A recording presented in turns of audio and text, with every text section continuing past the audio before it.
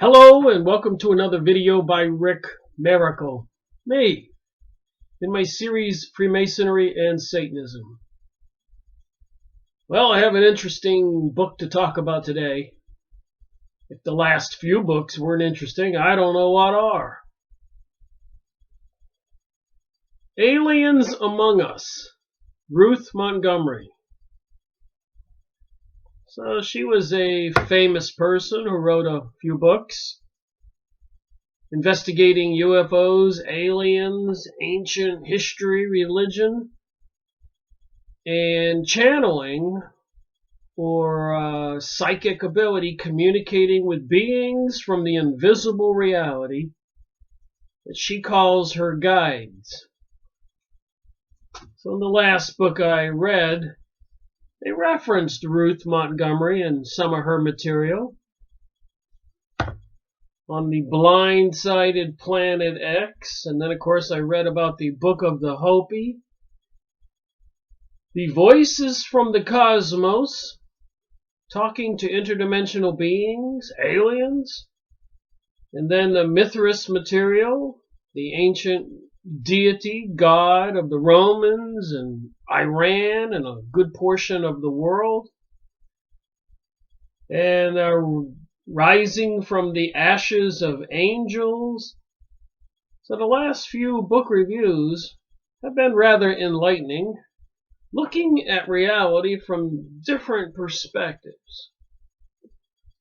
And I gotta tell you, after as much as I've been researching for 13 years, over 500 hours of videos published on YouTube, I still got some surprises reading this. So what I think I'll do is I'll just start reading from it. And in this case, I'm going to read the last 2 pages of the chapter I'm going to go over. Kind of do the last first and kind of skip around. Trying to have a conversation. Aliens Among Us, page 164, Ruth Montgomery. These are the higher dimensional worlds and star systems that are inhabited by super-terrestrial intelligences. So is there something out there? Or is there a gigantic deception going on? Project Bluebeam is supposed to be about faking an alien attack or projecting deities like Buddha or Jesus in the sky to deceive everybody. Project Bluebeam, go look it up. But here she says these are the higher dimensional worlds and star systems that are inhabited by super-terrestrial intelligences. The bodies of our space brothers and sisters are not as dense and tangible as ours. They are more like thought projections. Though many of them come from planets in this solar system, the most advanced come from further away systems that serve as training schools for the souls. If a soul is to enter into a new solar system, it must be trained in the ways of that system so that it can be of the greatest service to the race. When souls finally free themselves from Earth, they go to Arcturus before leaving our system, where they receive training before going on to higher ideals of service. Many of our space friends here are those who have gone on from this world in mastery and then come back to serve and participate in the great plan for the salvation of the earth. Oh my. John says that our space friends travel the universe on beams of light or astral planes and materialize a spaceship or a body when they reach their destination. Their travel is interdimensional and they come in forms according to the vibrations of their recipient environment. He explains. Just as your guides, that's like talking to your guardian angel maybe, just as your guides can perceive this dimension where we are, we cannot perceive them. So if you're praying to an angel or communicating with your guide telepathically, you can't see them, but apparently they can see you. We cannot perceive them, so do our space friends perceive us without being perceived by us, unless they want us to, in which they can materialize bodies and spaceships to experience the fullness of this dimension. Many people on Earth are having extraterrestrial contact, either physically or in dream state or telepathically. They are here, and they will become known. Many great discoveries are to be made with their help in the near future, just as was done on the lost continents of Atlantis and Lemuria. The Earth is part of an intergalactic universe federation, of which we have been ignorant for over 12,000 years. The ascended masters and highly dimensional beings have never lost touch with us.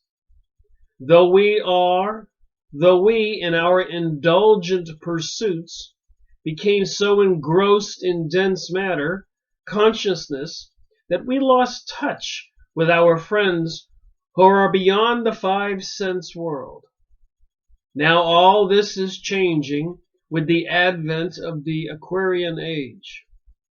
Although John was unaware of the material that I have gathered from Dr. Hynek and Dr. Sprinkle, those would be other authors of UFO books and those kinds of materials, and I have books by those authors. We'll look at them. About extraterrestrial visitations, he is here expressing the precise opinion of those outstanding scientist educators that the UFO phenomena is both physical and psychical. The spacecraft and the space people are indeed real, but at this point it depends on them whether they wish us to see and touch and talk with them verbally or through mental telepathy. You can see why I read the last 2 pages of this particular chapter first. What an interesting conversation. What are we to believe? Ascended Masters? Wasn't Helena Blavatsky of the Theosophist Society? The people in the Rosicrucians and a lot of these other secret societies? Aren't they communicating with masters? Even Aleister Crowley, known as the evilest man alive, was communicating with masters. And some beings, Iowas and Lamb, which look like gray aliens. So what is going on in our reality? So I thought I'd read this particular chapter. A lot of stuff in here. About 12 or 14 pages of material. So I'll read it, starting from the beginning this time, and stop and just have some conversations about the things that kind of pique my interest, that I either agree with, disagree with, or just find astonishing. And I think that's all we can do is look at this stuff and try to have a conversation and see why people were publishing books like this. This one was published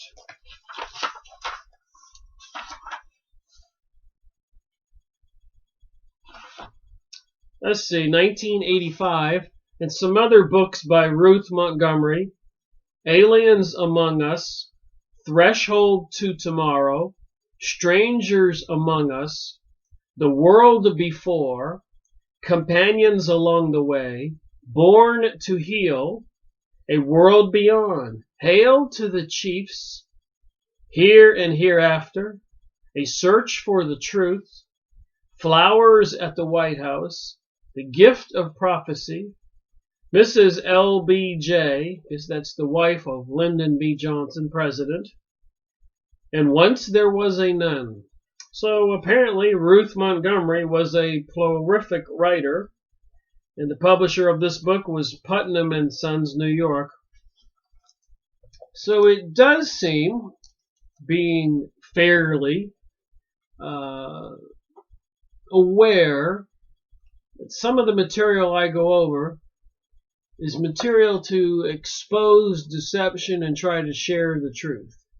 And some of the books I read is trying to use deception and give us propaganda, change the way we think about reality. Is it malicious and sinister? Or the material I'm about to read, is it benevolent in trying to save us? Salvation for we earthlings. With all the things going on right now, I'm a bit suspicious. Apparently using directed energy weapon on the California fires. Shenanigans and questions about the Las Vegas shooting. 911, obvious inside job. World War I, World War II, pre-planned events to bring about outcomes. The Hegelian dialectic. To crush the Ottoman Empire in Turkey, in that area, the peoples that were controlling the Middle East. Because the Zionists wanted the Middle East for themselves, and the Zionists were supported by the Illuminati, the Bankster family, Rothschilds, Rockefellers, Schiffs, Morgans, and other people. The people who brought us communism, now in disguise as socialism, progressive, liberals.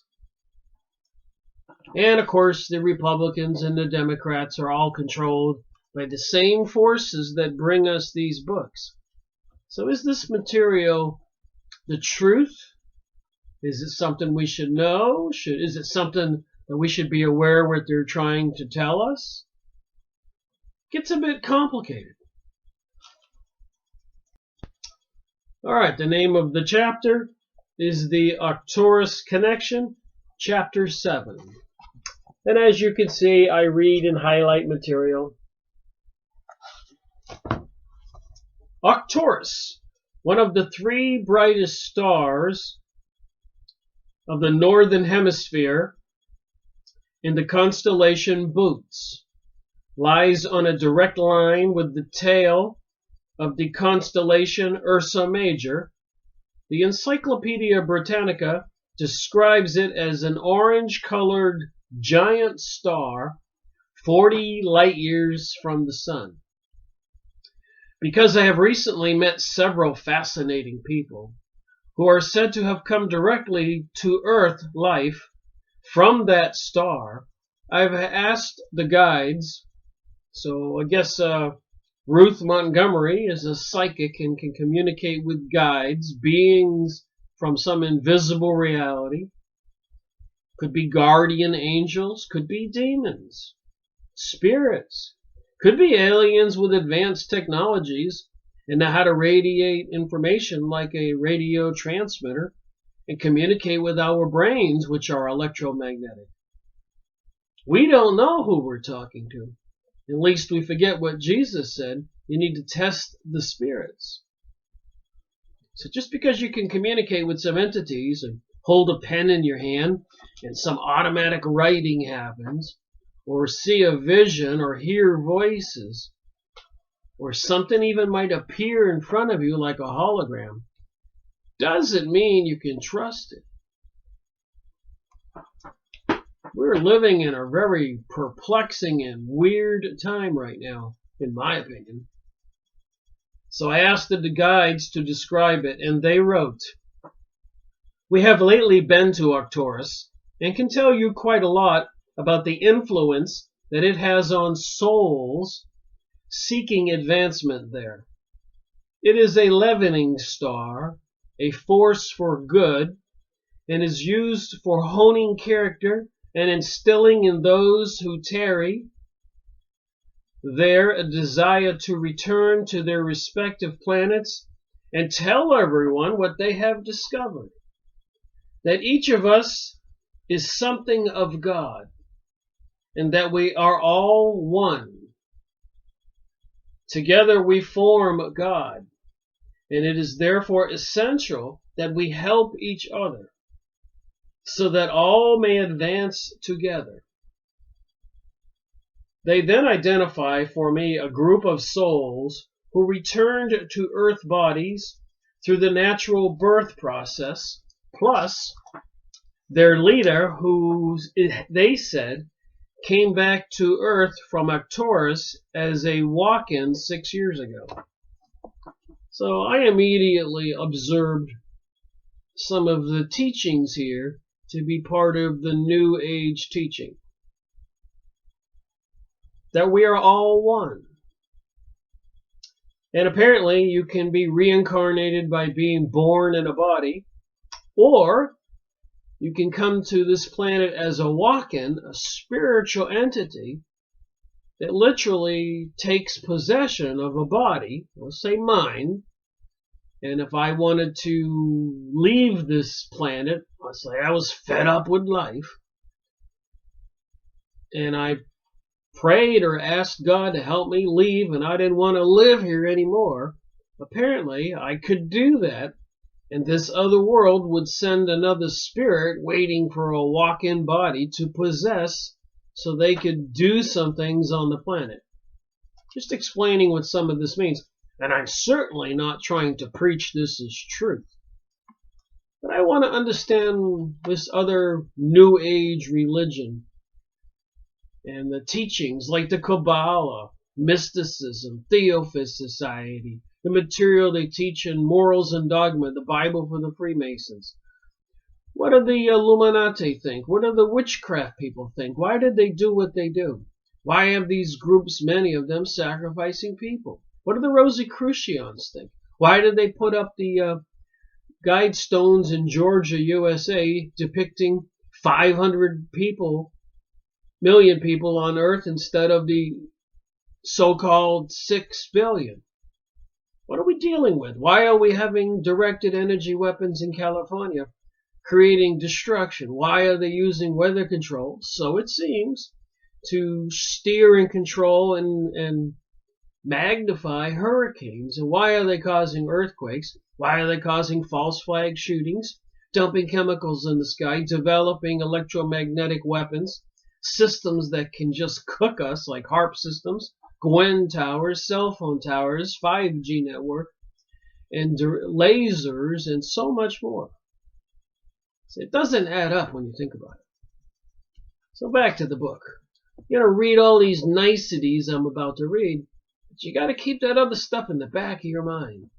That these occult groups want to destroy Christianity and the Islamic religion. They use 911 to do it.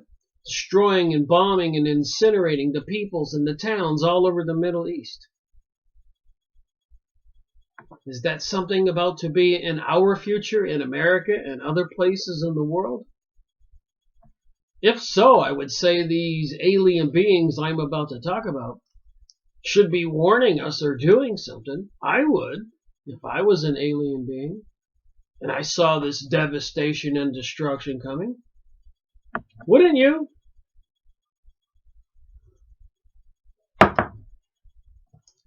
I first learned of this group of Arcturians in the spring of 1984, when a man named John Andreas wrote to me from New York City saying, I have been familiar with your work since last summer, when I became aware that the message in your books is identical with what I have realized through my studies of the Hindu cycle of creation. So I've been going over these kinds of material.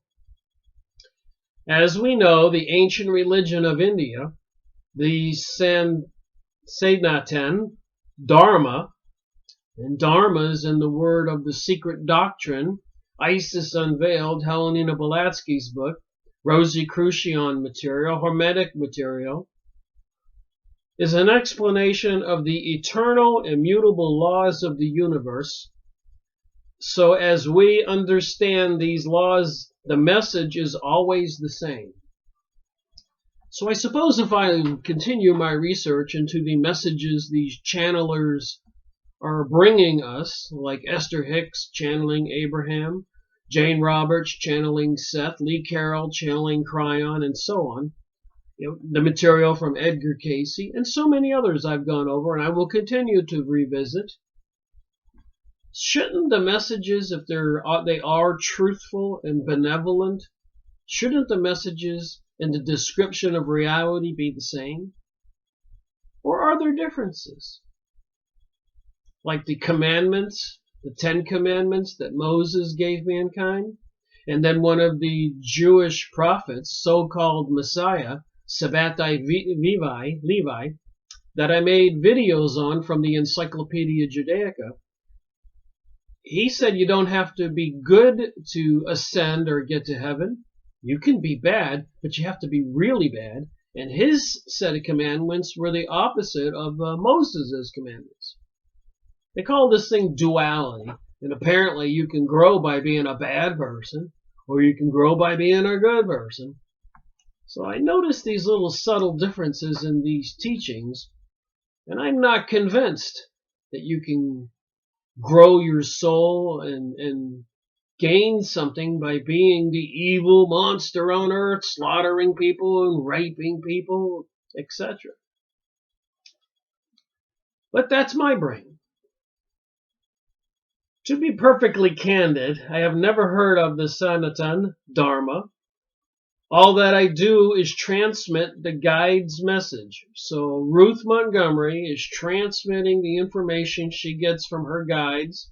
And apparently she is a person who's into yoga and meditation and has psychic abilities that have been developed. So she transmits the guide's messages to her readers. Although I have long believed that any of us who are legitimately tapping into the fourth dimension, source of enlightenment, will receive essentially the same truths, since the fountainhead is universal wisdom. So we all live in this physical three-dimensional world, and apparently if you can communicate with interdimensional beings, you are accessing the fourth dimension, the invisible reality. So anyways, John apparently wrote her a letter that he had recognized what she was teaching, and he was familiar with it. This John Andreas. John's letter continued, I was reared in a very wealthy family without any religious training or guidance. However, from the earliest days of my life, religion was my deepest interest, and I began reading the Bible from around the age of 6. And out of the blue, at the age of 11, I began practicing yoga. Well, that's kind of unusual. His family wasn't religious.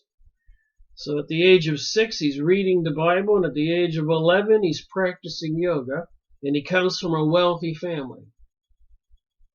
I sold my stereo to buy a harmonium and would practice yoga and chant to God for 3 or 6 hours every night. So chanting to God doesn't sound like the Catholic Christian way that I go to church and pray when I used to go to church. Sounds more like Stephen Greer with the Serious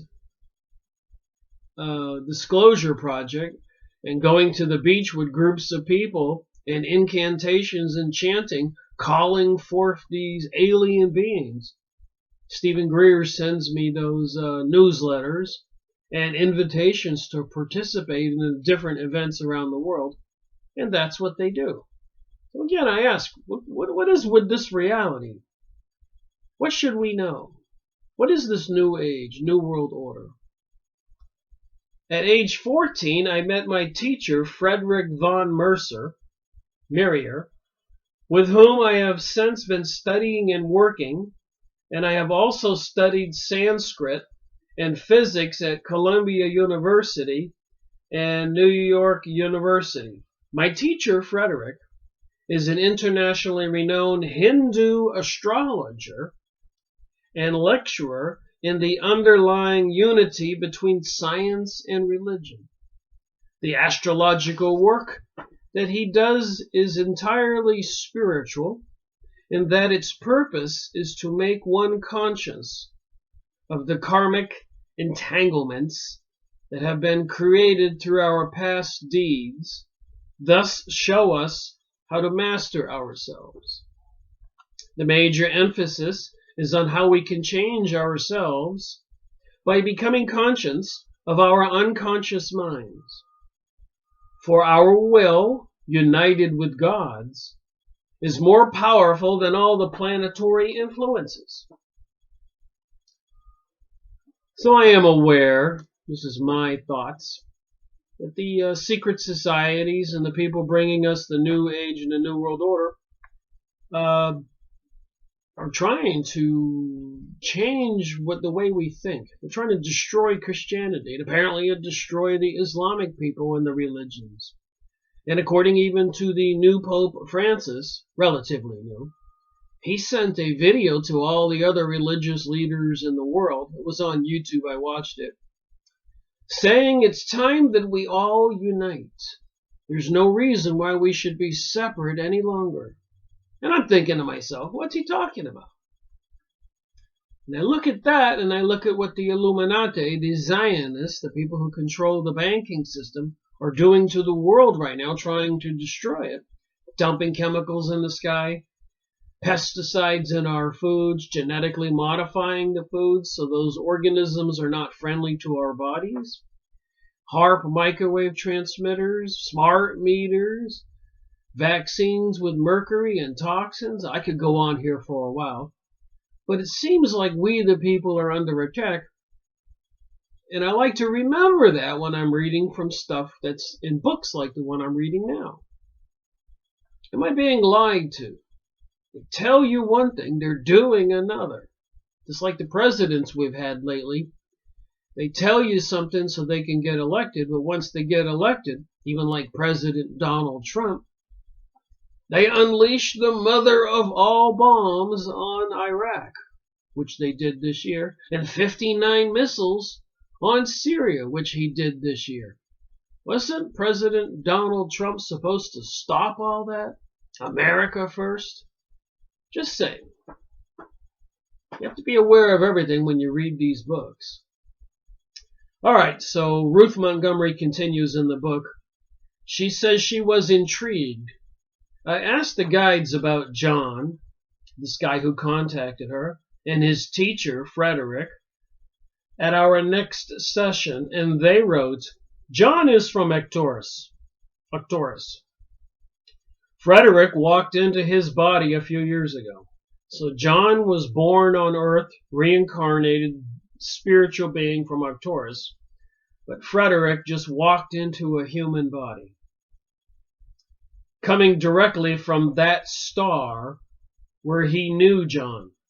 So apparently John and Frederick were from Arcturus, and John was born into a body as a baby with a spirit, a soul. But Frederick came a different route, appearing on Earth and walking into a living body, apparently displacing the body was there, whether that soul left voluntarily or not. It says in this book that that soul didn't want to live on Earth anymore, so it was a body available for Frederick to walk into. Frederick is a remarkable soul who has experienced every type of life on Earth and on numerous planetary systems. He chose to come back because of the urgent need to reach the young people who will be founding the new society after the shift of the Earth on its axis. And he is dedicated to his work. I read that and I said, what the heck? This is 1985. Ruth Montgomery wrote this book, published it. They were talking about the shift of the Earth on its axis and this calamity about to befall the planet. So this John who came to Earth is dedicated to his work. Or was that Frederick, the walk-in? But anyways, they were both here to try to help planet Earth. John will be of enormous aid to those who need counseling because he is an old soul who taps into the universal wisdom. They were a high priest in several previous incarnations, as they well know, and they are here this time to help awaken humanity before it is too late. They feel a destined role to help with the salvation of individuals and groups, and they are selfless in this task.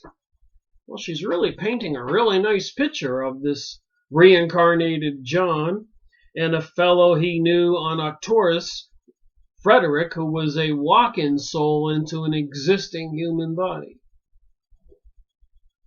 The guides suggested that the two men should be included in this book. So the spirit guides, communicating with Ruth Montgomery, said that these two individuals should be included in this book. And that's what I'm reading about now, this chapter. And when they come down from New York to see me, a surprise awaited. John, who had written and spoken on the telephone with such classic wisdom that I expected a man in his 50s, was only 21 years old. She's communicating with this John character who seemed pretty intelligent and wise, so she expected he was about 50 years old, but apparently he was 21 years old.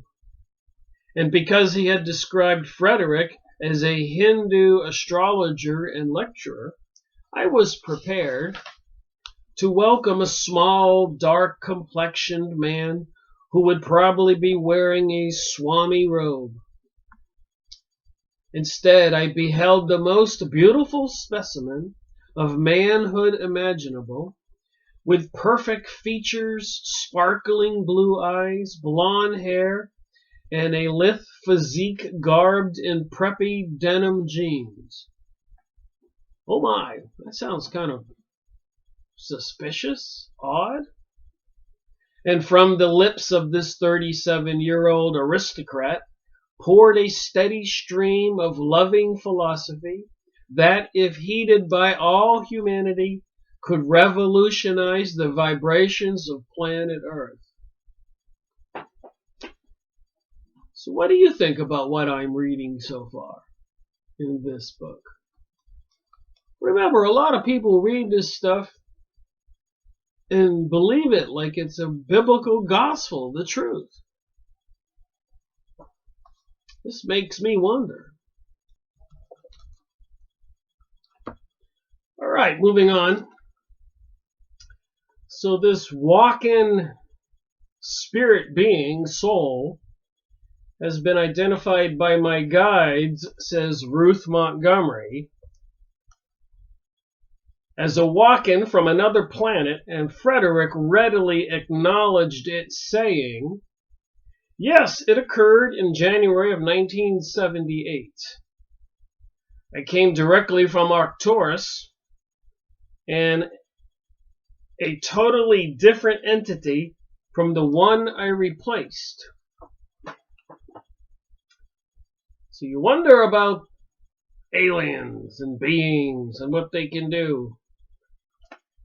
Makes you wonder how much of this book is true information. Is it all true? Is it all a deception? Or is some of it true?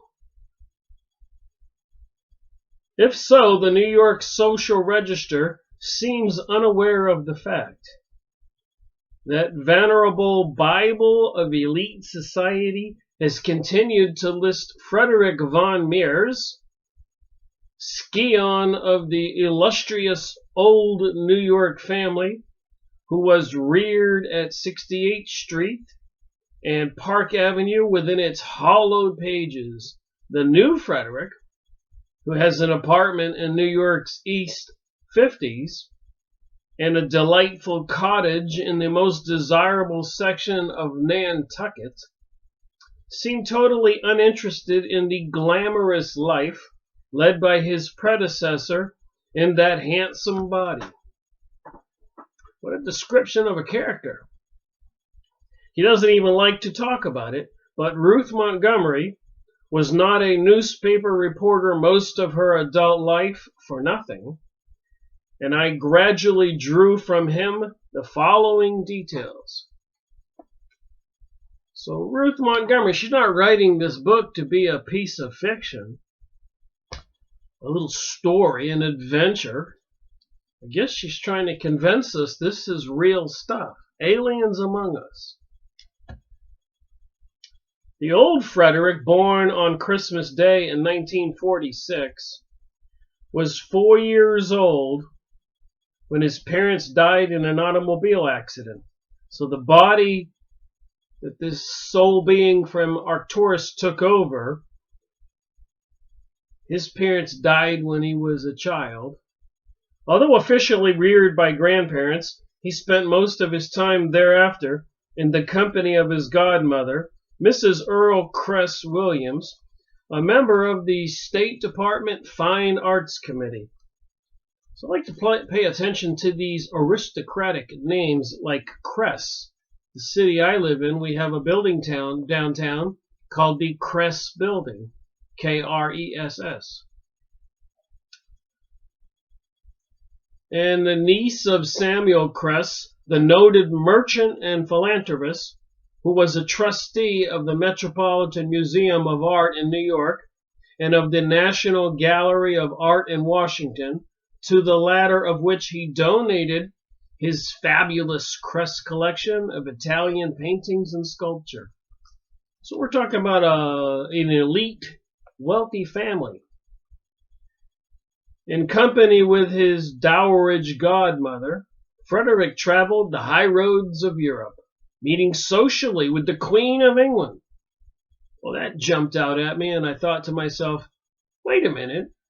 Doesn't David Pike and a lot of other people accuse the Queen of England of being a shape-shifting alien? Aren't the royalty of England part of the bloodline of the Illuminati?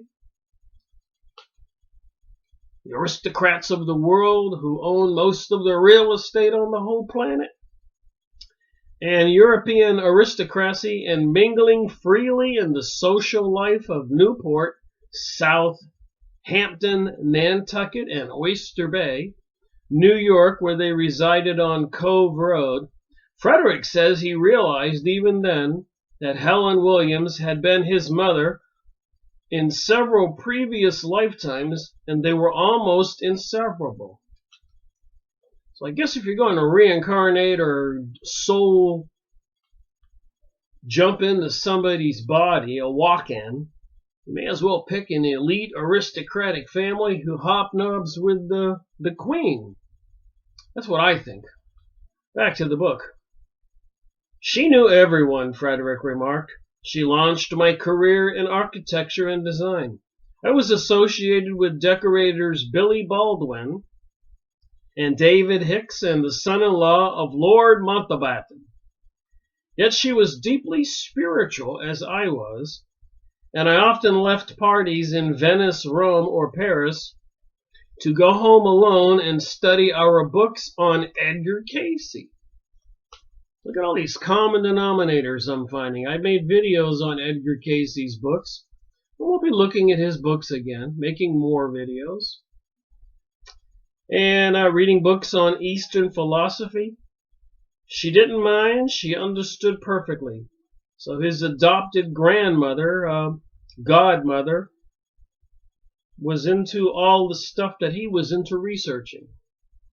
Because of his exceptional good looks, Frederick, this being who was walked into somebody else's body, friend of John, Frederick also became wildly sought after male model, and Fritz Dickmann, the top representative in North and South America for a huge German television conglomerate, told me when he first knew Frederick, you could see him on practically every billboard in Western Europe.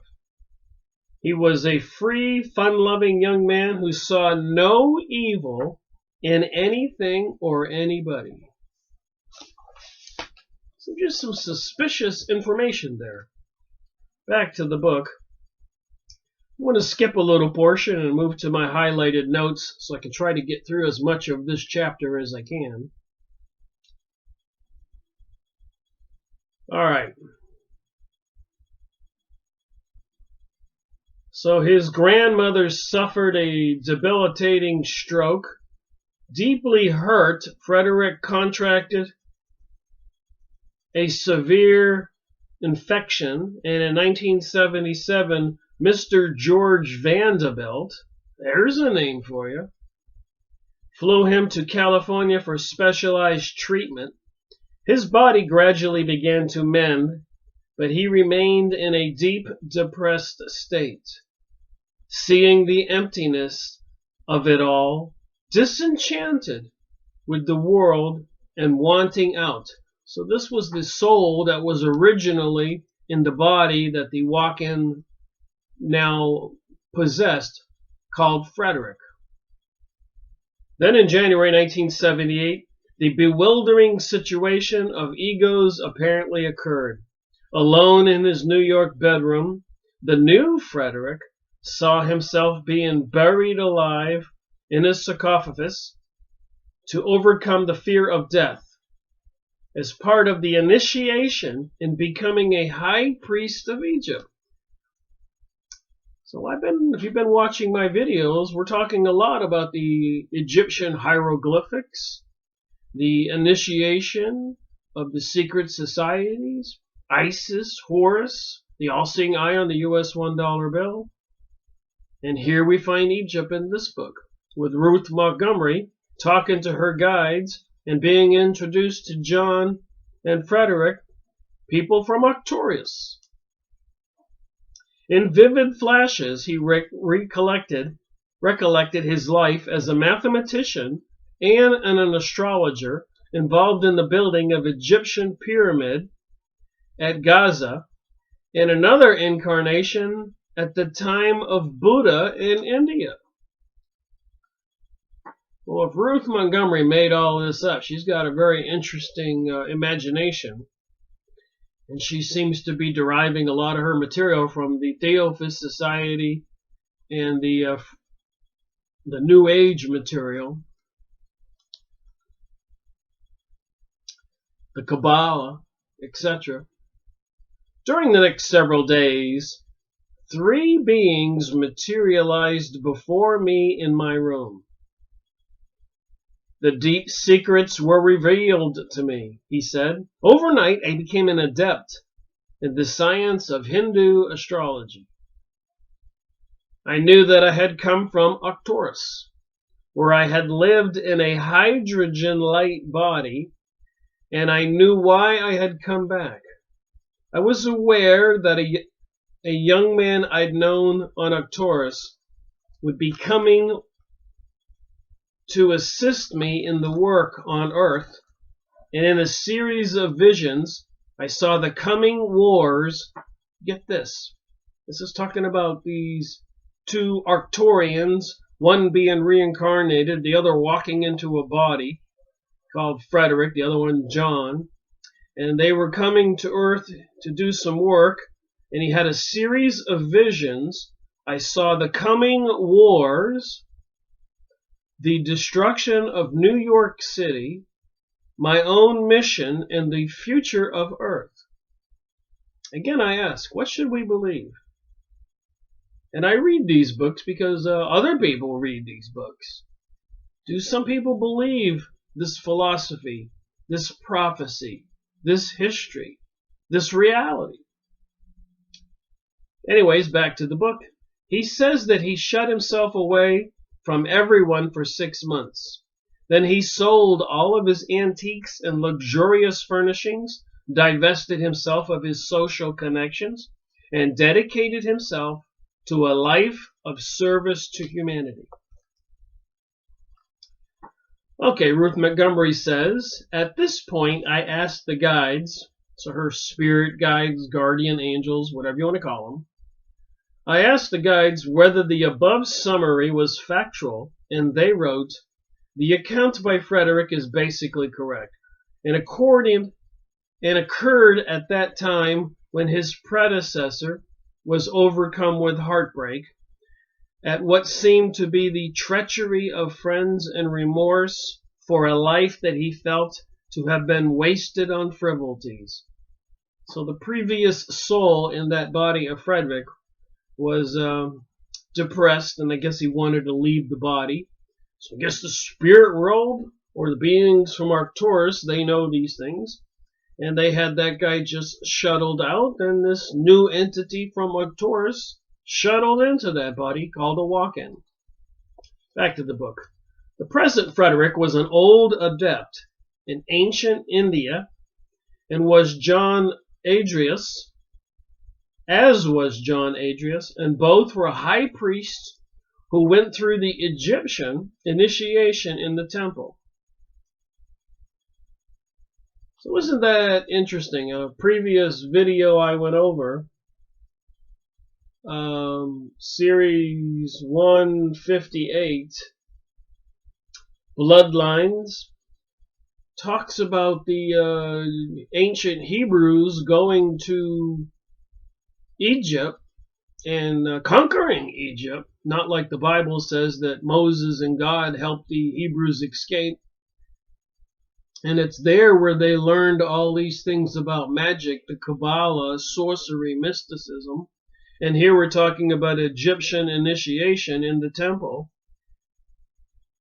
So is this something part of witchcraft and magic, the Illuminati, the people who rule our world? The people behind World War I, World War II revolutions? Deceiving we the people, mind control. What do we know? Anyways, back to the book. Frederick was one of those who helped to plan and begin erection of the Gaza pyramid, and John was with him in that lifetime. So apparently these two spirit beings, these two dudes, were alive in different bodies back then. Then they went to Arcturus, and now they're back again, because apparently there's going to be a catastrophe on Earth. Changes. And the government we have now, governments, the United Nations and the world, the secret elites are pushing propaganda of global warming, global cooling, climate change, biodiversity, sustainability, going green, economic collapse, terrorism, weather control, directed energy weapons, and so much more on we the people. You'd think these Arcturians would connect with a few decent, honest humans and inform us what's going on if they were really benevolent. Arcturus is without atmosphere as we earthlings know it. But it is a wonderful growth area for soul improvement. I guess it's all a matter is what you call improvement. If they're here to conquer the earth and steal everything and deceive we the people, well, I guess they're improving at that. Don't want to make any accusations, but the stuff I'm reading in this book certainly doesn't seem like these Arcturians are doing us any good.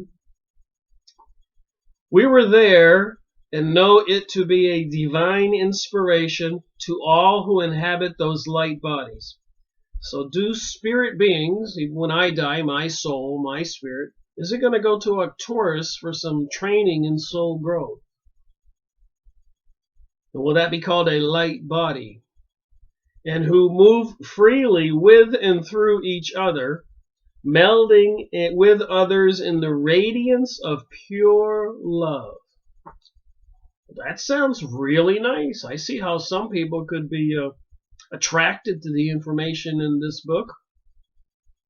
Insomuch as the lives of Frederick and John now begin to converge, let us take up the story from the vantage point of John Adrius, who was born in New York City to a Jewish mother. Well, that surprised me when I read this. And a Greek Orthodox father. That surprised me. So that's quite an interesting DNA lineage. Although both were non-practicing and gave no religious training to their son, John nevertheless began at the age of 6 to read the Bible for several hours each night. And FYI, it's my intention to finish the New Testament and make videos on all the books in the New Testament. And so far I've completed, you can watch my videos, Mark, and John, Luke, and Matthew. And I've been reading the Acts now, and I plan on making another video soon. So maybe before another year is up, I'll have completely read the New Testament and made videos on each book in the New Testament. So right now I got quite a few hours you can go watch. Again, talking about this occult stuff and healing and other world. Things I think we should at least investigate and try to formulate an opinion in our mind what we should think. Back to the book. I have never been to a church service or synagogue, he says, but I instinctively loved God, and as I read the parables of Jesus, so a lot of people don't want to believe Jesus is real, but if you're reading this book here, it talks about Jesus, like a lot of the books I've gone over. So that ought to give some credence to the fact that the story of Jesus is likely true. The only people who don't believe that are the zombies walking around who have been taught by the school system here in the USA, and I'm probably confident they do it in Europe and the rest of the world, that they're trying to destroy belief in Jesus. So what are we to think about that? And Jesus added a commandment that we should love one another. Why would they have a problem with that? Even when I put comments on press releases and try to tell people that, they tell me to go back on my medications. That's crazy. But then again, I realize that the people who make comments on the press releases are working for organizations. They're trolls or they're mind control people feeding propaganda. They get paid all day to sit there and put comments on those press releases to support, in a lot of cases, those press releases. Hate for Iran, or hate for President Donald Trump, or hate for this, or hate for Christians. So we are under attack, we the people. That's what I believe. So he says he read the parables of Jesus, and I felt insight into their meaning. At the age of 10, alone and despairing because no one seemed to share my interest, I prayed, "Oh Father, what should I do?" So he's in despair, and he wanted to know what to do, so he prayed. At that moment, I saw two large hands folded in prayer against the window curtains. So he saw two large hands like this against the window curtains, and knew that all I had to do was pray to serve. The next night, in a shaft of golden light, I saw Jesus in a white robe walk across my bedroom. So he's in his bedroom, and a streak of light is coming down, and Jesus is walking across his bedroom, and out of the window, disappearing into the blaze of light. What do you think? A day later, I came home from school and told my mother that I was not Jewish. "But of course you're Jewish," she replied. And I contradicted her, saying, "I can't be Jewish because I believe in Jesus and want to be just like him." At the age of 11, I brought a book on Hatha Yoga and began meditating with a mantra. So the guy believes in Jesus, and he goes out and buys a book on yoga and begins meditating with a mantra. You know what a mantra is? It's where you sit there and you go lean forward and lean forward and lean forward and say a word over again, like lean forward and lean forward and lean forward. You repeat a sentence. That's called a mantra. Apparently it works for communication with the entities or to bring things about. Magic. Incantations. Stuff I am investigating. Not that I want to be illuminated or initiated into these secret societies. I'm a person that thinks that all of we people have psychic abilities, and we all need to wake up and see who is destroying our planet for their own gains. A year later, while in the kitchen, I saw Lord Krishna in three-dimensional form, even to his blue-black hair, red lips, and a dark mole.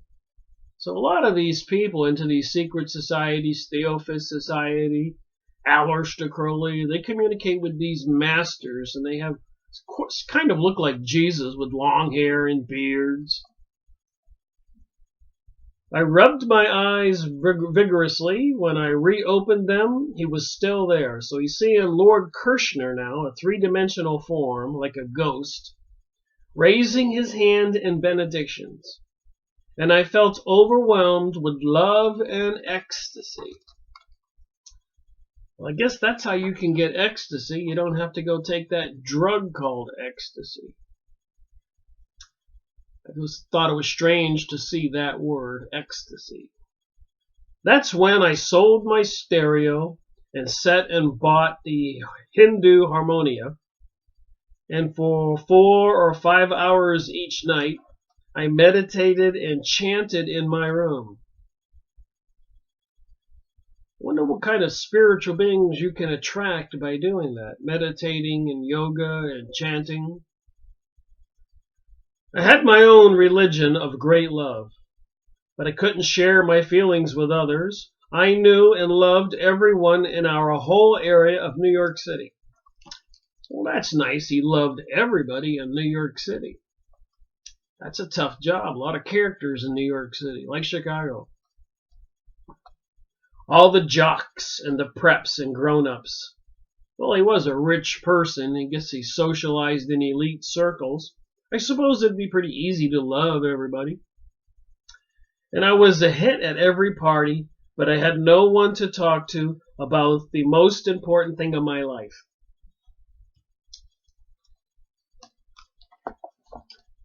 At the age of 14, he met Rob, a boy 3 years older than himself, who also meditated and who practiced spiritual healing.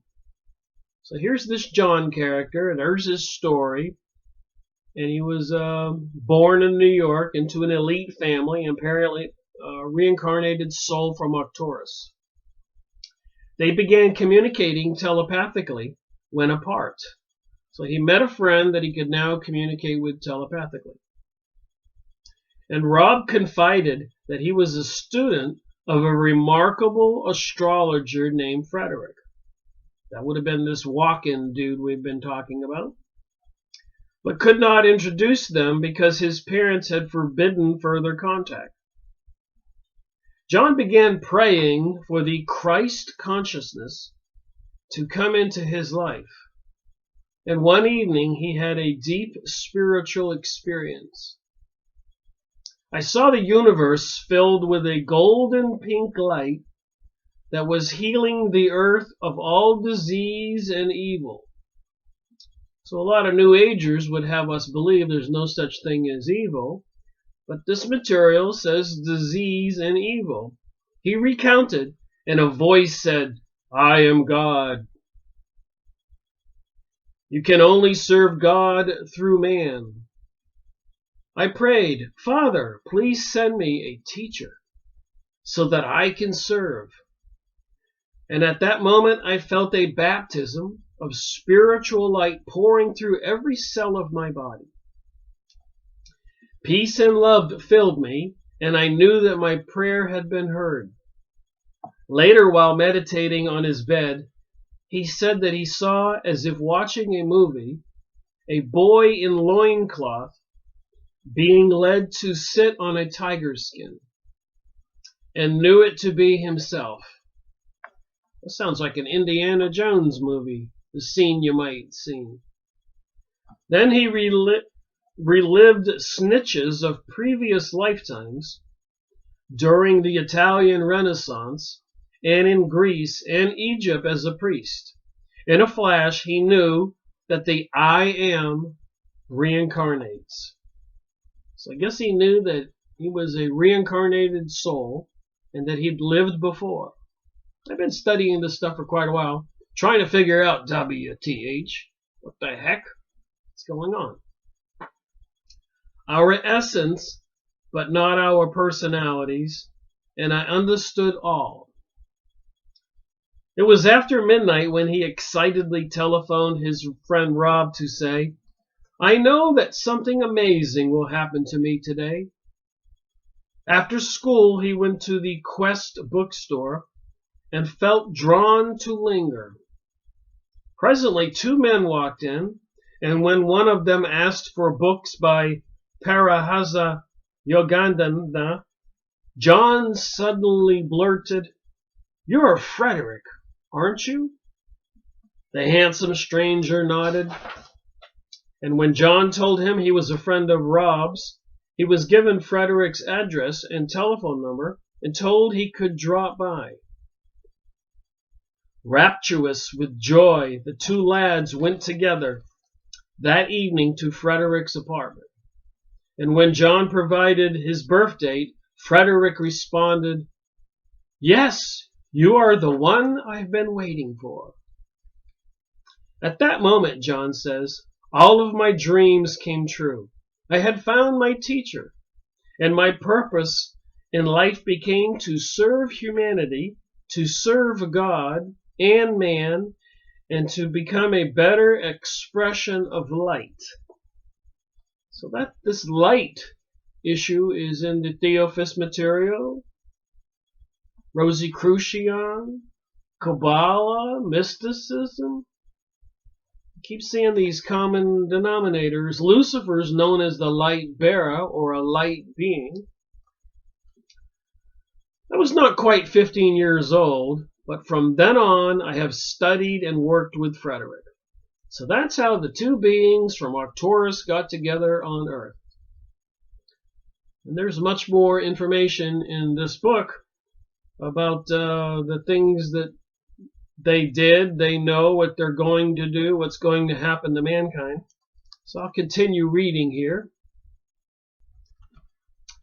So the John in this story who contacted Ruth Montgomery was born a reincarnated soul from Arcturus, and his friend Frederick was a walk-in soul from some other person who was depressed and wanted to leave Earth.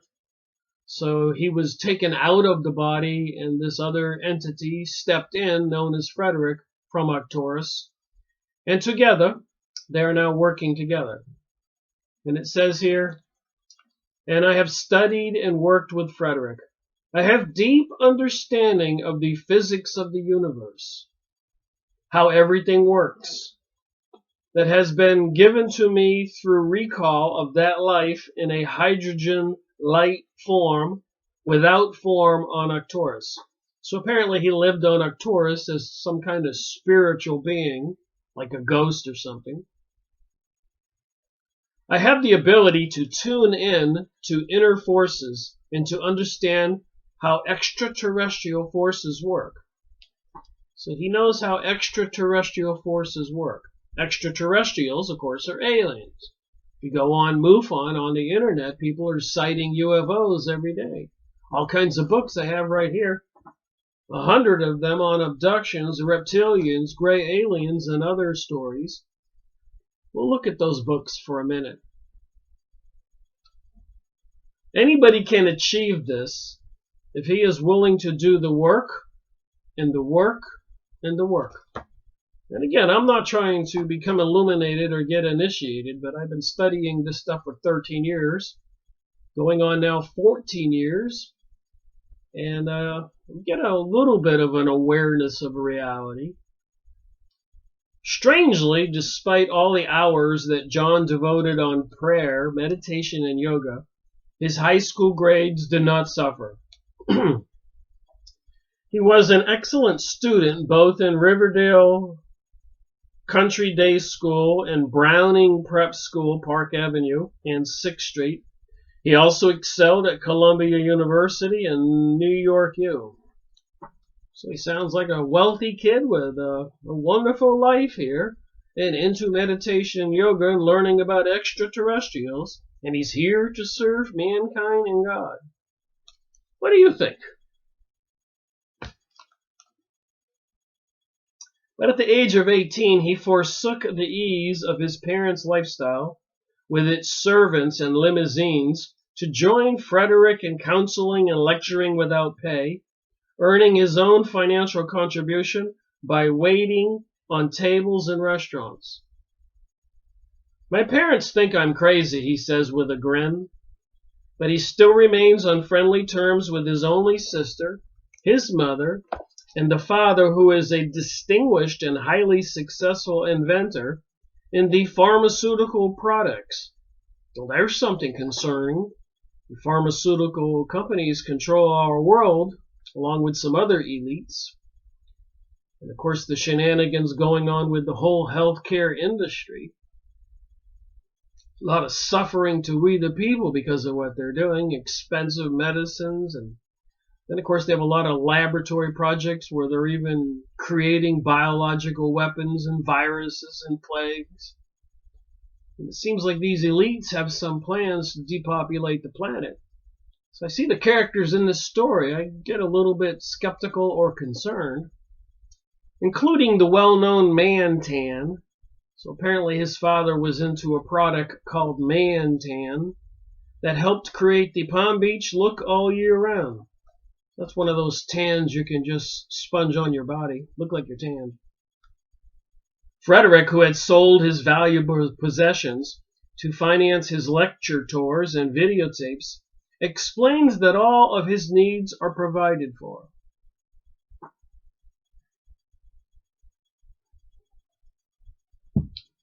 So does he really believe the God, the spirit world, is looking out for him? Let me read on. Whatever happens, everything comes so long as you are serving God and mankind. He explains, I'm one with the universe. I only accept as students young men and women who are clean-cut, clean living, and hardworking. People who don't want to work or do anything contribute to soul degeneration through their self-indulgence. That's what it says in this book.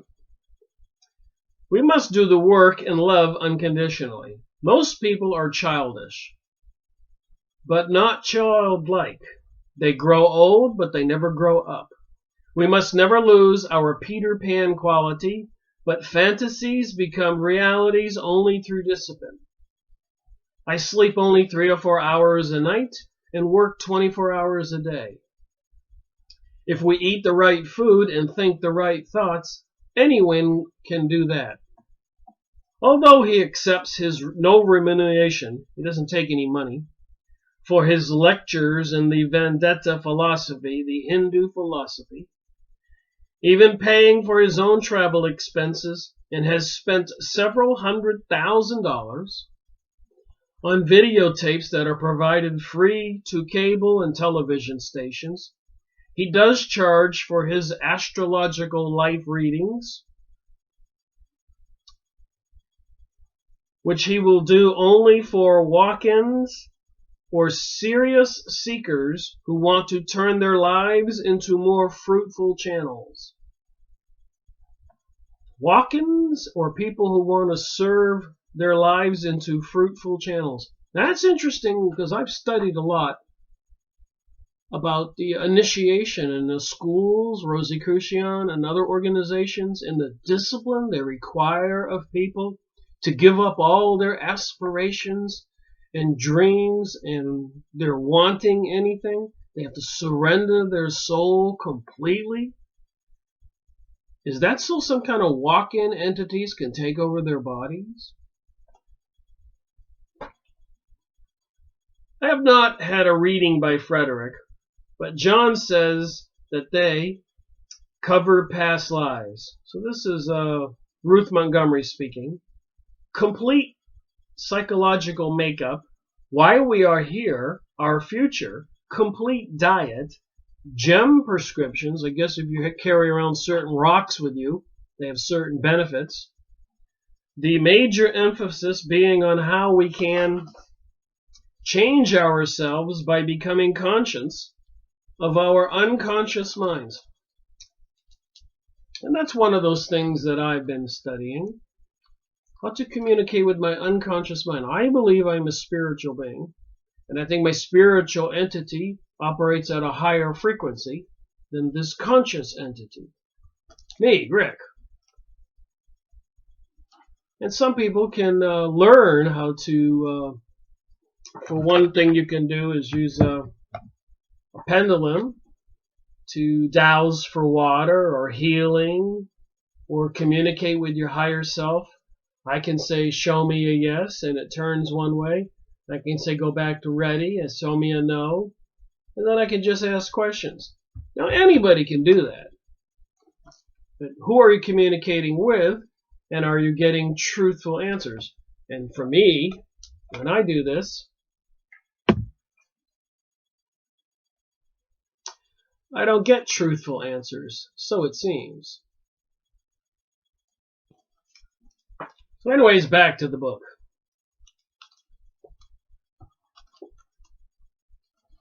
Frederick stresses the importance of wearing certain gemstones next to the skin, calling gems the chakra centers of the earth, or the condensed light of God's own thoughts, which neutralize the power of the dark side to interfere with our spiritual development. So I have come to some conclusions in this UFO alien issue, information, books I have, like all these books, propaganda and all that. It is connected to the New Age and Egyptian ancient religion, philosophy, and secret societies.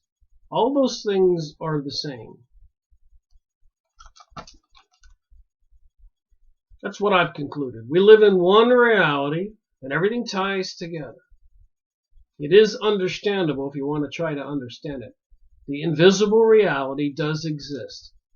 And apparently, there are some evil entities out there, and I would probably believe, like Jesus, there are some benevolent, loving entities out there. Who are we to believe? Who's in charge right now? Who planned 9/11 and has been killing all the Middle Eastern people, planning on a new age and a new world order, depopulation, dumping chemicals in the sky, directed energy weapons burning down California, controlling the weather with hurricanes in Texas and Florida and elsewhere, and a lot of other chaos going on. President Donald Trump sending the mother of all bombs, the biggest one they have besides a nuclear bomb, on Afghanistan this year, 58 missiles towards Syria, and so much other stuff, selling weapons to the Saudi Arabians, President Donald Trump sending Tillerson over there to organize Iraq and Saudi Arabia against Iran. Who is in charge of our planet? We know the secret society elites are. We know they include the high levels, at least I know from my investigation, people from the Vatican, the Jesuits, the elites from the Jewish community, the Zionists, who created the communists and killed millions and untold millions of people in Russia and China and elsewhere. I'm just trying to put two and two together. So anyways, Frederick stresses the importance of wearing certain gems next to the skin. He urged me to wear at all times my large topaz pendant turned backwards so that the stone instead of the gold mounting rests against my skin. But since the gold chain is fragile, it is my favorite piece of evening jewelry. I have not yet succumbed to his advice. My faithful readers are well aware of my native stubborn streak. This was Ruth Montgomery speaking here. But frankly, I am thinking of buying a smaller topaz, sapphire, and emerald, the 3-day gems that he says I need to neutralize my own deficiencies.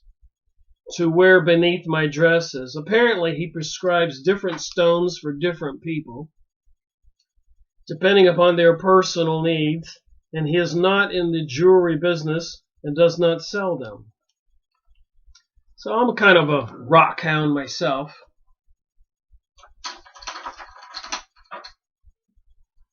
I have a lot of them here.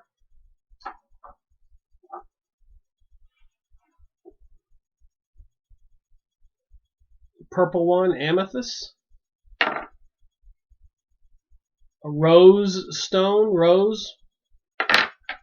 Clear quartz. Many different colors. I study this stuff. I've been studying holistic healing and stuff like that a couple years before I got into this what's going on the planet thing, when I realized things were going on.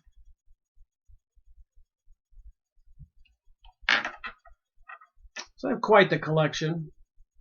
I've traveled to the different mountain ranges, investigated gold mining and things like that, silver, minerals, even using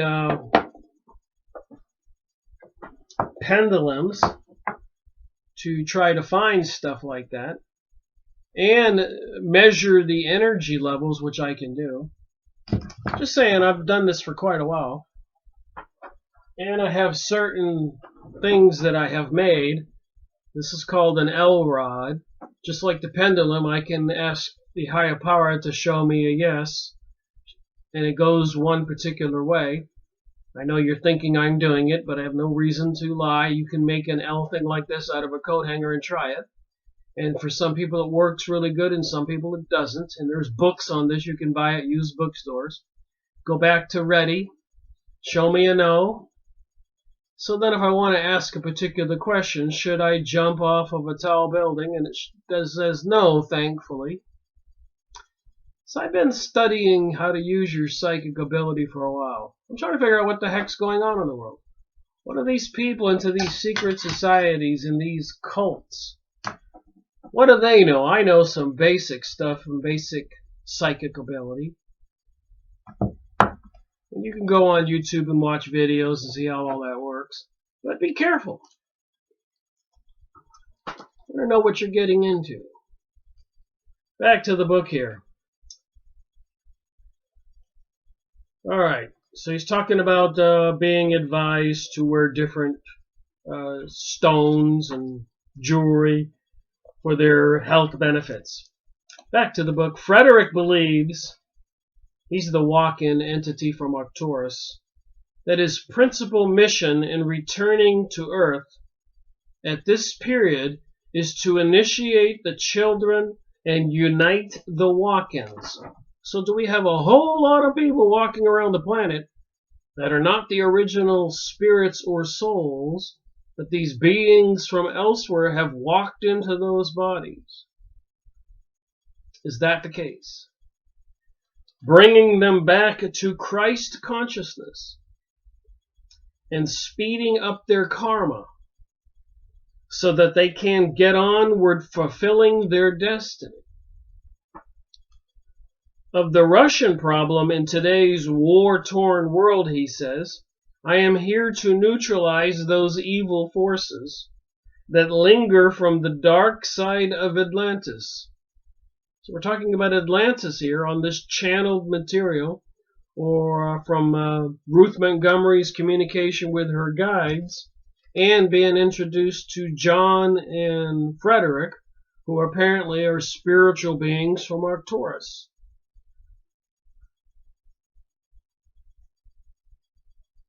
So Frederick believes, I am here to neutralize those evil forces that linger from the dark side of Atlantis and to change the energy of world leaders so that they can understand unconditional love for all beings. You think President Donald Trump has unconditional love for all beings?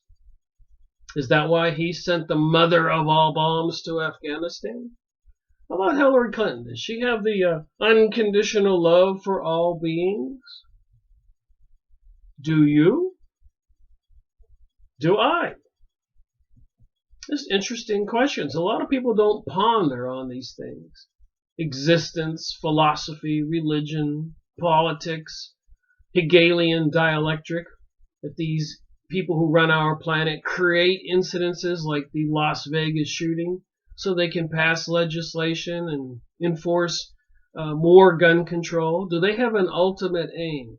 Are they planning to depopulate the planet like the USA George Guidestones say, and the several books I've gone over, published in the 1970s, that talk about overpopulation and issues like that? Population bomb, published by the Club of Rome and people like that, secret societies.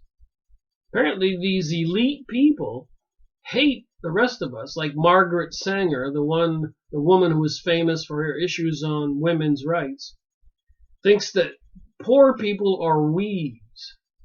And of course the Freemasons and other secret societies call us profane, and the Jews and those people call us goy or goyim cattle. Just saying, when you wake up, you got to wake up to everything. You got to be discerning on what to believe. You can't just read stuff like in this book and say, it's the gospel, it's the truth. That's not what I'm doing. I'm just reading what's being published here. What do people believe? There is only one sin, according to this Frederick entity. He insists, that is to impose your will on another. So now we're getting to the nitty-gritty here. I guess he's saying there's no sin against God's 10 Commandments. That's suspicious. Thou shalt not kill. Thou shalt not steal. It says here that your only sin is that you can't impose your will on another. It sounds like Aleister Crowley. Do as thou wilt. Otherwise, life is a celebration, a costume ball, and at the close of each lifetime, we shed our costume. He says, I never married in Egypt as a priest, and I will not do so in this incarnation. I teach my students that it is better not to indulge in sex, but rather to redirect that drive into spiritual growth. Although the decision is theirs, living as an androgynous life leads to higher evolvement of the mind. And I've seen pictures of Baal or the devil. An androgynous being is a being that's male and female. And of course, the winner of Eurovision, which is like the American Idol program, the singing contest in the United States, in 2014, the winner was Conchita Wurst. The head like Jesus and the body like a woman in a silky dress. Conchita is a female part, Wurst is a sausage, a male part. And the song she sang on Eurovision in 2014, you can look this up, was The Phoenix Rising. And The Phoenix Rising has the words in that song, you can't stop us. And then I'm reading here, because remember, Conchita Wurst was androgynous, face like Jesus, a male with a beard, and a body, a woman in a silky dress. And I remember these things, and I remember this in Baal, this archway they wanted to put in New York and London, the archway of Baal, the archway of Palmyra, the archway of Titus. They call it different names. It's like a portal, a doorway, with inscriptions on it like magic. Is it a portal into another dimension that entities can come through?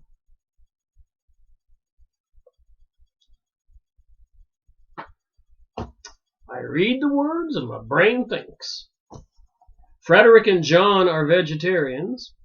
Although a lot of these people into the New Age, you can see people on TV and the movies, oh, I'm a vegetarian. It's popular. And regular partakers of herbs.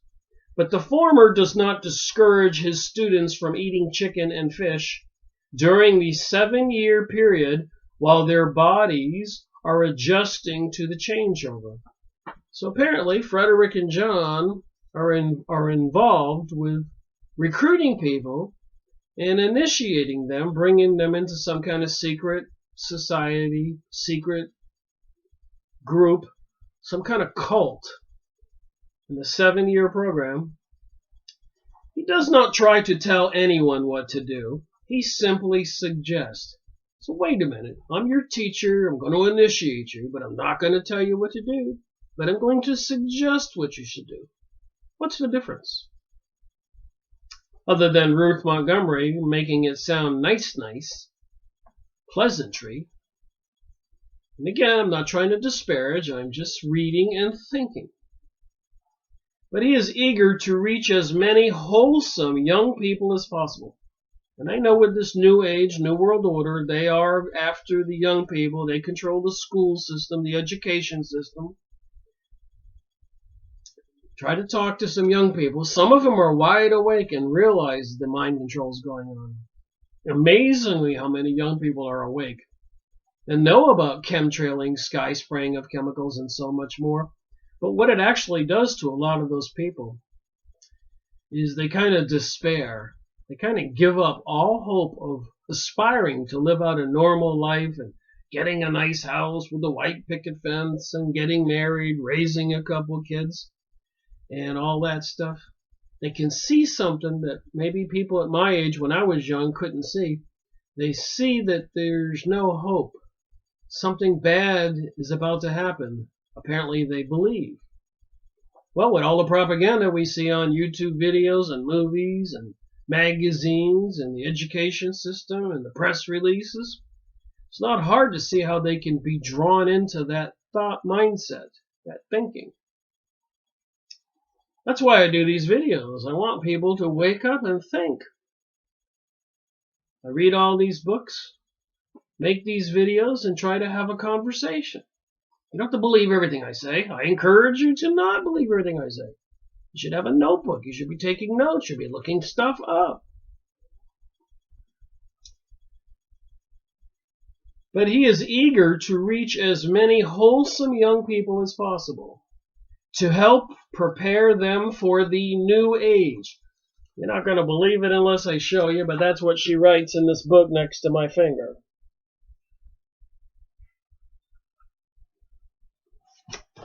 So it says right here, to prepare them for the new age that will be dawning about the year 2000, which has come and passed. But there have been crazy changes on the planet. And apparently with this thing called the Mandela effect, there might be some ripples in our reality. Things have changed. It's almost like we missed a day. Or we ask ourselves, the things that I remember, that I believe is my memory, did that all really happen?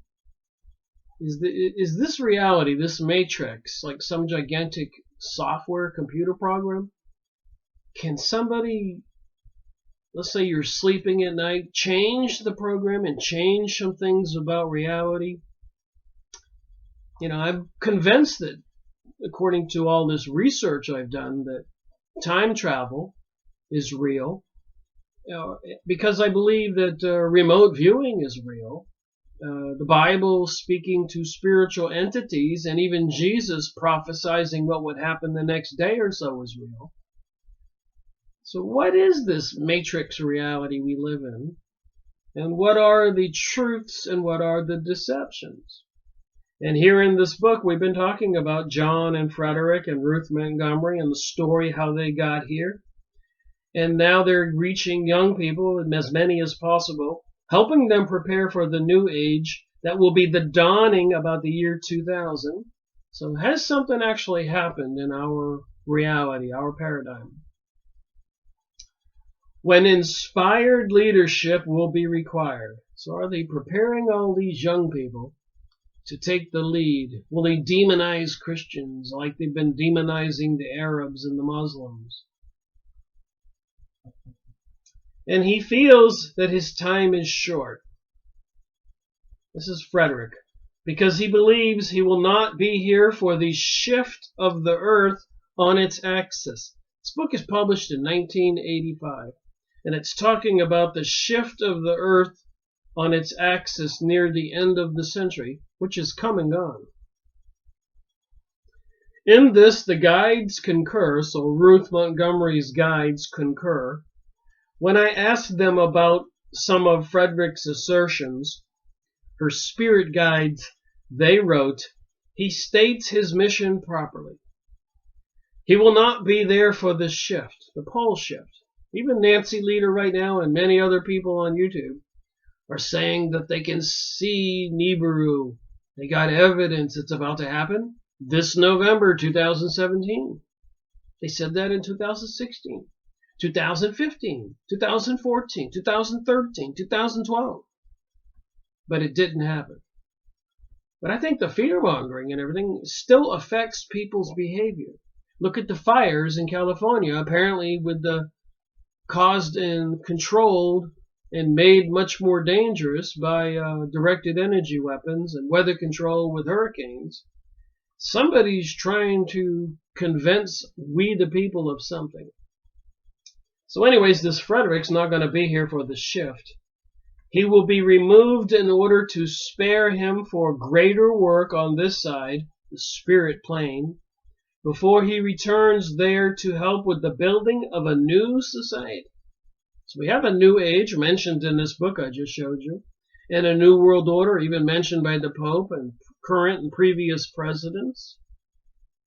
They're doing something. Helen, Miss Earl Cross Williams, is ecstatic about Frederick and the work he is so successfully accomplishing. So they're reaching out to the young people. They're initiating them into some new mindset. And it sounds to me like this could be a deception, making it all look like love and sugar and great and wonderful. And I don't like to listen to what people say. I see what people are doing. Like Donald Trump releasing the mother of all bombs on Afghanistan. You can look it up. It was in the news a month or so after he was elected. 58 missiles on Syria. Even sending Tillerson over there to get with Saudi Arabia and Iraq to organize on an offensive against Iran. And who's behind all this? We know that Israel keeps screaming that Iran is the threat. And who has the nukes? Israel has the nukes they obtained by espionage. The research I've gone into that numerous covert entities tried to give Iran nukes, but Iran turned them down and said, no way we want those nukes. We know why you want to give it to us, so you can have an excuse to do what you did to Iraq, weapons of mass destruction. Some people are awake and some people are not. And I hope reading the books like this one and reading these sentences and trying to examine them and use my God-given brain to, in common sense, I might be able to pick some of this apart. And as many books as I've read, it helps me because I'm aware of so many things which took a long time to get here. All right, back to the book. I was not personally convinced that John Andreas had actually seen Kirshner in the kitchen episode during his boyhood. So Ruth Montgomery says, I asked the guides about that, and they wrote, Kirshner did appear to him, and as he can do to all true believers who are ready to sacrifice a lifetime in service to humanity, who call fervently on him, how many of us are willing to make that sacrifice? I wonder. All right, I'm going to skip a little bit and move forward here. But at John's request, I asked the guides, Ruth Montgomery here, about them and their relation to Frederick. So apparently John ran into somebody else, a twin brother. And they wrote, Frederick spent quite a while on Arcturus as Earth time is reckoned, and became a shining soul who felt the call to preach the message of unconditional love to all mankind. So is this material some kind of prelude to some kind of religion for some kind of beings?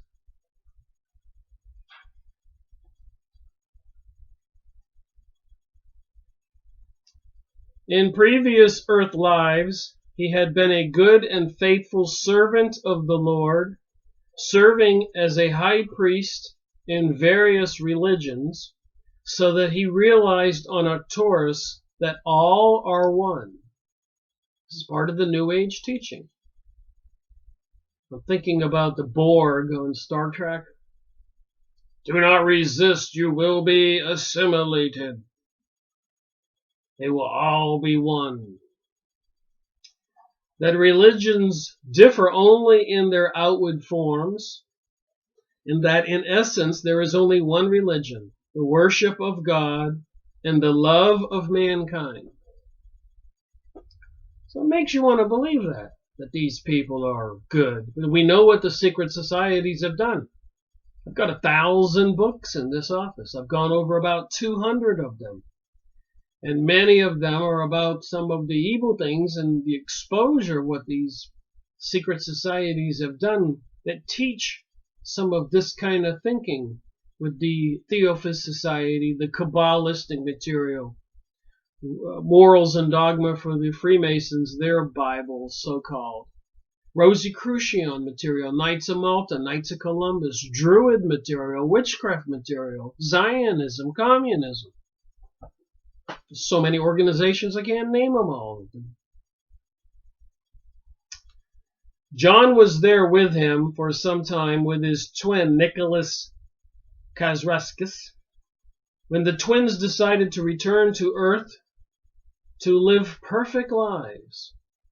They arrived by birth to different families, but both chose a Greek connection because they had served as high initiates in ancient Greece and knew that they would find each other again.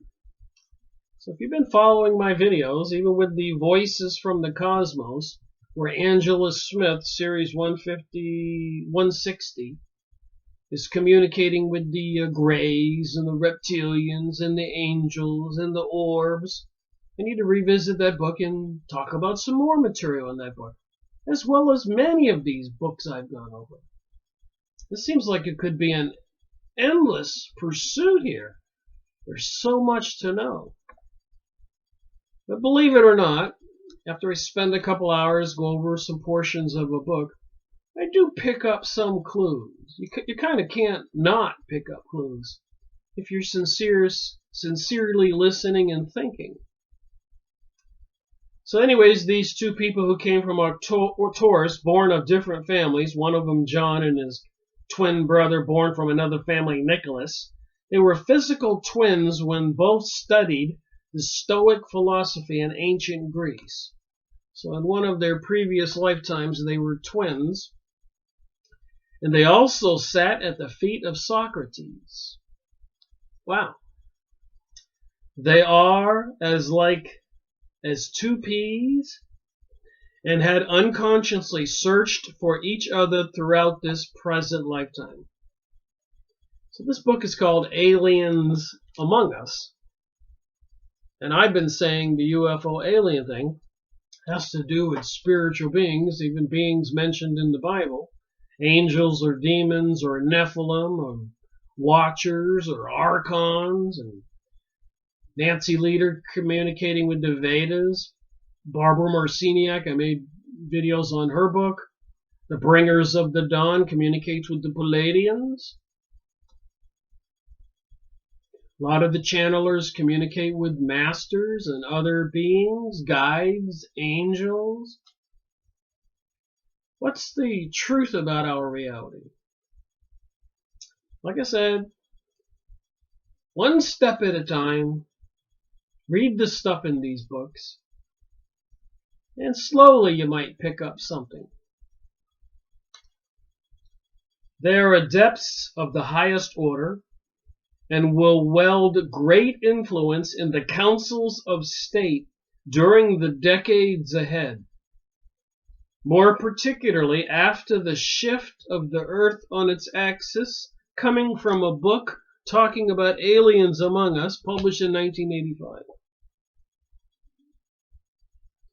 Why would these interdimensional spiritual beings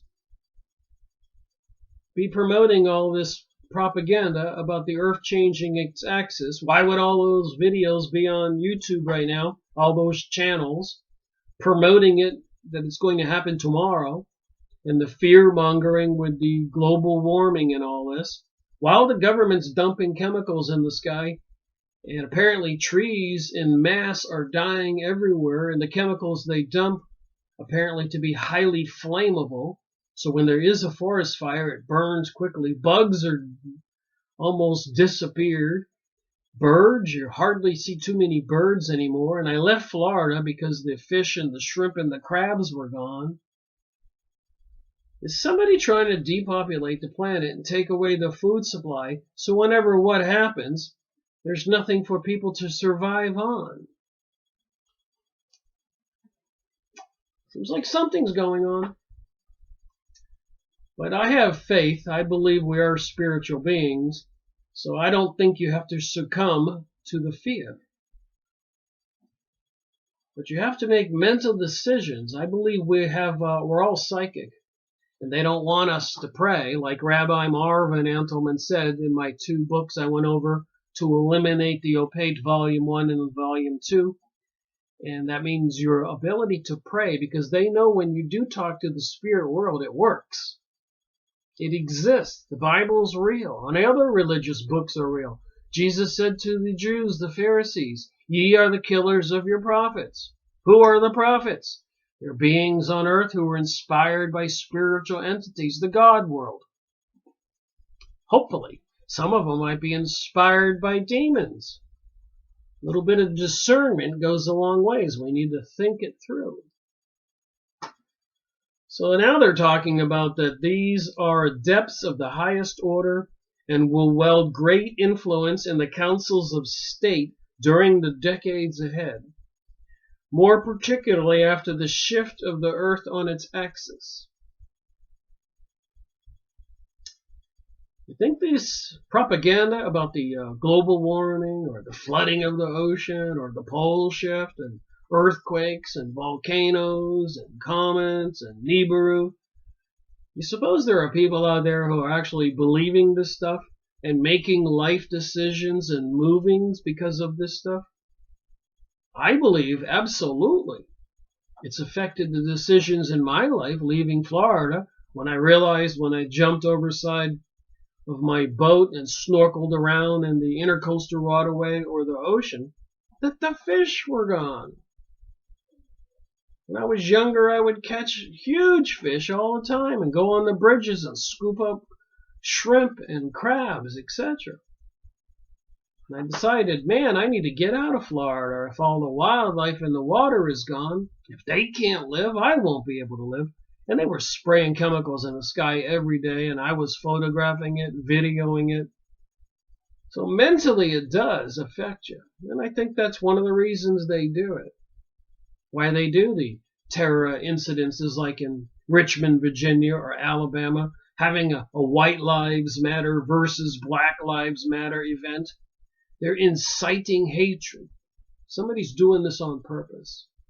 The bombings, the shootings that seem to have some kind of clues to them that it's not some natural occurrence, that somebody's fabricating it like a false flag. They're using it for mind control. Back to the book. I think the things I'm talking about have everything to do with what's in this book and these other books. You just have to use your discernment, your common sense, your brain, and see what the game is. And look at history. No shortage of famines and plagues and wars and theft affecting we the people. It just goes on and on and on. They then discussed some others in the group around Frederick, saying that they had known him on Arcturus before returning to Earth life through the normal birth and process, and added, Frederick looked on with benevolence, and seeing the progress that they were making in overcoming past eras, leading good and decent lives, devoting themselves to God and mankind, he decided also to return. But as he had been their leader in previous lives, he chose to come quickly into the adult body, so that with greater awareness he might again find and direct these growing souls. Thus he came as a walk-in to bring them all together again. So Ruth Montgomery says, I asked for more information about Arcturus, and the guides, her spirit guides, wrote, there is no atmosphere as such there, but the souls who inhabit it have light bodies, I guess that would be like ghosts, needing no air to breathe, and are able to carry on their androgynous lives without temptations of the body. I'm thinking about Eurovision and Conchita Wurst and the pictures I've seen of Baal, B-A-A-L, and the devil. These demon people are androgynous, half man, half women. Coincidence, you think?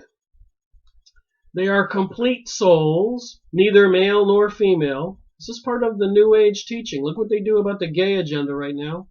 Transgenderism and all this other crazy stuff in the news. And now everybody on the planet, it seems, all these people from Hollywood, are coming out of the closet saying that they have been raped and molested, some male and female. So how does this affect we the people mentally? What kind of mind control message are they sending there when it's coming out every day? It's doing something, without a doubt. Again, reminding me of the Mandela effect, changing the software program of our matrix we live in. I wonder. They are complete souls, neither male nor female, and they need no food or drink. They are pure souls. In other words, we ourselves love the atmosphere of devoted fellowship and would have remained longer, except that we feel pressing need to assist earthlings through the difficult decades ahead, for we love the earth and its people. We will continue with this project, bringing guidance to earth, until the shift occurs, perhaps shortly beyond that, and then return for a time in the beautiful period of rebuilding, when so much of the evil has been cleared away, and the remaining and returning ones are obsessed only with love for each other and for God. Read a little more, then I'll finish this video. Alright, Ruth Montgomery is saying here, I wanted to know the ways in which space people are entering our Earth plane, and the guides obligingly wrote, they are coming in great numbers to prepare Earthlings for the coming shift, the pole shift. This book is published in 1985.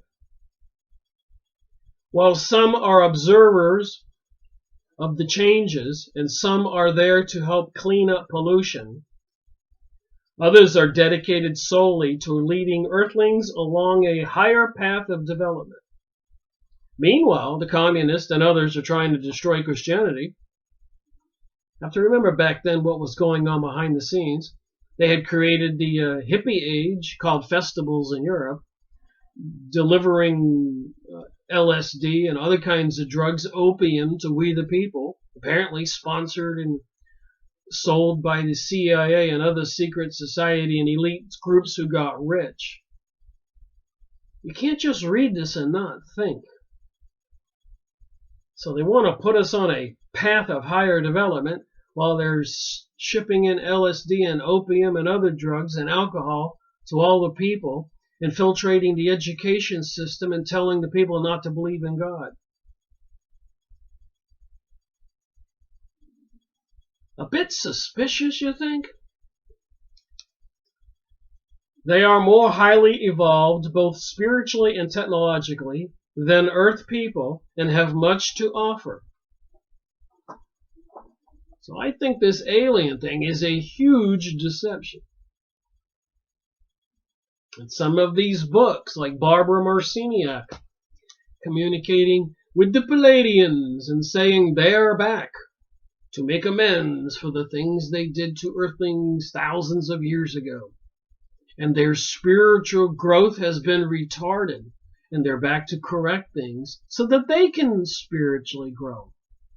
Go watch my videos on Barbara Marciniak, Bringers of the Dawn. I've been reading about this stuff for a while, and I'm going to continue reading about it, putting two and two together. And contrary to what the New Age people would have you believe, 2 + 2 does not equal 5. And the U.S. Constitution is not evolving. It clearly states we have the rights of free speech and to bear arms. They want to deceive us. They have plans for a new age and a new world order. They're bringing us the new age rainbow, gay agenda rainbow, transgenderism, Eurovision, Conchita Wurst, singing the song Phoenix Rising, You Can't Stop Us. They are more highly evolved, these people from another planet or another dimension, both spiritually and technologically than Earth people, and have much to offer. Are you buying it? Directed energy weapons on fires in California, weather control on hurricanes, chemtrailing, sky spraying of chemicals in the sky, genetically modified foods, fluoride in the water, mercury in vaccines, messing with the healthcare system, taking over the USA money supply in 1913, crashing the system intentionally 8 times, planning and bringing us World War I, World War II, and it looks like World War III, terror events like 9/11, bombing of the USA ship Liberty by Israel, trying to blame it on the Egyptians so that America will not be friends with the Egyptians. The American Civil War between the North and the South, what do you know about those politics? French Revolution, Russian Revolution, Chinese Revolution, other revolutions, presidents assassinated. Look at my videos. Confessions of an Economic Hitman by John Perkins. Bankrupting countries intentionally, and presidents who wouldn't cooperate were assassinated. Go watch my video, Confessions of an Economic Hitman by John Perkins. It's in there. Go buy the book. Don't watch my video. Go figure it out. Please. For my sake. Your sake. The kids' sake. That's my message today. I get a little worked up reading some of this stuff. It says here, they are more highly evolved, both spiritually and technologically, than Earth people, and have much to offer. What is this New Age religion? Who are we going to be forced to worship? What lies will they tell us? They arrive in various ways. Some materialize from light bodies into human form. Some land from spaceships. Some replace souls wishing to depart. That would be walk-ins. And arrive as walk-ins. The transformation from light astral bodies into solid human bodies is not as difficult as it sounds to Earthlings, who originally peopled the earth in just that fashion. They were thought forms in the mind of the Creator. So that's how people got here originally. We were thought forms in the mind of the Creator, so this material would have you think. And also material in the Secret Doctrine, Isis Unveiled, Theophist Society, Lucifer Magazine, Kabbalah magazines and books, mysticism, Jewish mysticism, secret society cults. They were thought forms in the mind of the Creator. Then ethereal souls, then astral bodies, and finally on the earth plane, they were in solid form. Some on other planetary systems are still in the astral or ethereal bodies, coming and going as they please, and for them there is no difficulty in appearing on earth as well as on Arcturus and other planets. They are thought forms and feel no barriers as they project themselves, the real I am, to any locale. So apparently these beings from these other places, other dimensions, other planets, which are not human in the flesh and blood, but more like a spiritual being, can project themselves here, even into people's bodies. Is that concerning? Is there some information in this book we should know? Should people be reading these books and discussing them? Or should you just be reading it and believing that it's, what does it say here? They are more highly evolved both spiritually and technologically than Earth people and have much to offer. Well, I have to ask, were they responsible for all the horrible chaos and anarchy we have all experienced? World War I, World War II, 9/11, terror events, famines, plagues, AIDS created in laboratories. What was their reason for doing all that? Was there some greater good to it? I think not. Thank you for watching my video, Rick Miracle reporting.